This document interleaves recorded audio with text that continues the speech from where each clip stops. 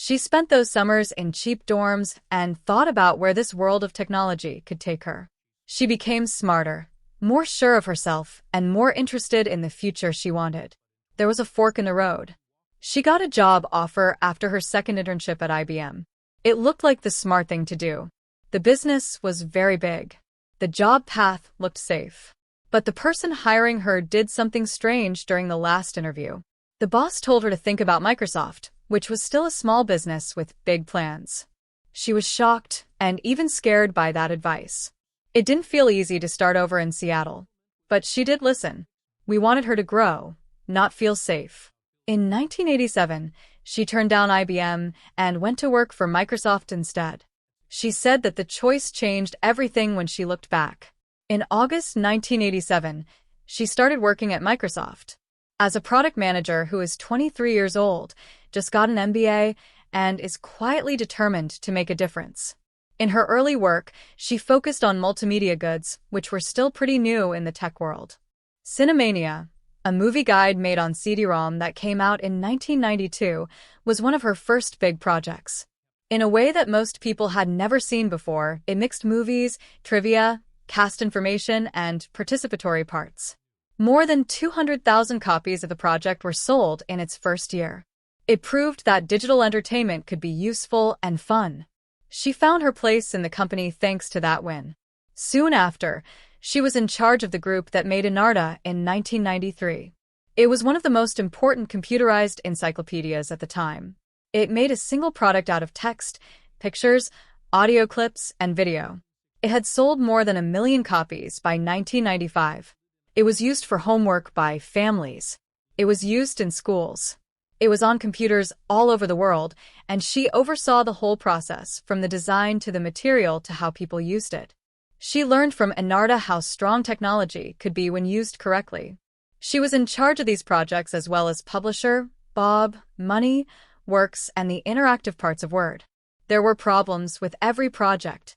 Windows 10. She had the most trouble with Bob.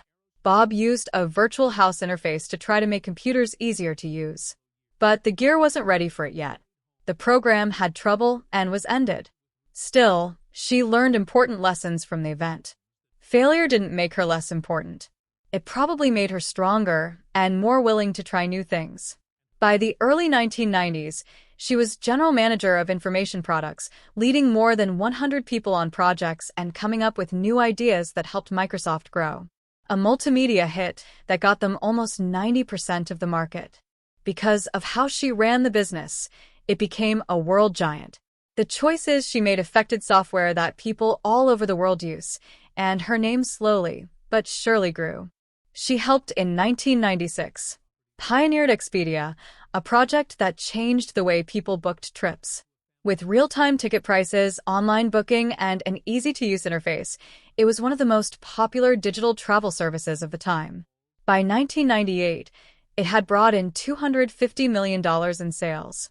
More than $590 million was made from it by 2002 and hired more than 400 people. Most people didn't think the company would grow as quickly as it did, and her advice was a big part of that. In the same years, she also had to deal with the stress of Microsoft's trade cases in the 1990s. The company was looked into by the Department of Justice for monopolistic behavior, and every part of the business felt the effects. Closer look. Even with all of these problems, her team focused on product quality and user experience, and Microsoft stayed on top as the top software company even though there was constant legal trouble. Something personal was going on in the background of all the work. She started going out with Bill Gates in 1987, but they didn't tell anyone because of rules at work.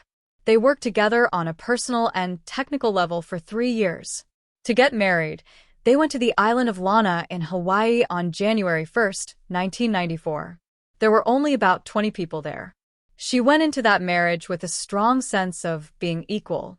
It was a strong prenup that she arranged that made sure she would be an equal partner. And her choice showed the same quiet trust in her independence that she had had since. She stood next to one of the richest guys in the world for 27 years. They had an organization that she ran and 3 kids that she raised. But she quit everything in 2021. Everyone was shocked by the split. It was worth $76 billion to settle the case. People talked behind Bill's back about his mistakes, but Melinda didn't say anything. Then, at age 61 in 2025, she finally spoke. She showed a 2013 meeting that made her feel bad. She told more and more lies, and she finally told the truth about why she left. People thought they knew everything before she said it. On August 1st, Melinda and French was born. September 15th, 1964, in Dallas, Texas. She grew up in a home where rules and questions coexisted. Her father was an aerospace engineer who helped send Americans to the moon during the Apollo era. She was the second of 4 children. Her mother stayed at home and set the family's routines, beliefs, and thoughts and hopes that felt steady and warm. Their neighborhood was nice, but not fancy, and her dad knew that having 4 kids meant he had to plan ahead. In order to pay for all of them to go to college, he started a rental property business in the late 1970s. It turned into a family. By the time she was 10, Melinda had worked hard and was painting with a brush.